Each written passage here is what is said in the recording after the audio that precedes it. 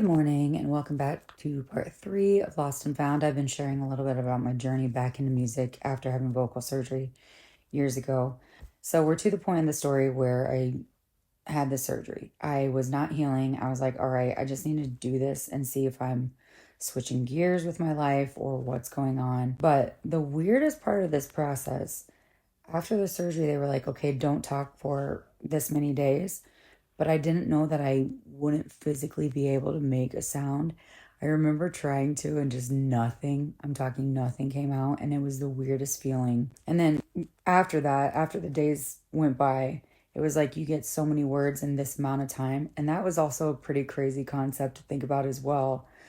The timing of the whole thing was not ideal either because I had the surgery and I feel like it was the next weeks when I went back to college. I went back for my next semester as a vocal performance major who couldn't really sing. And so I basically just had to like write to communicate for those first few days back to school. And here's my takeaway. Here's another, I've been giving like some takeaways from this whole process because during that time I was kind of forced to be more of an observer, in group settings, just in any settings. And you start to realize the people who, when they talk, you know that they have something to say and you listen to them way more intently.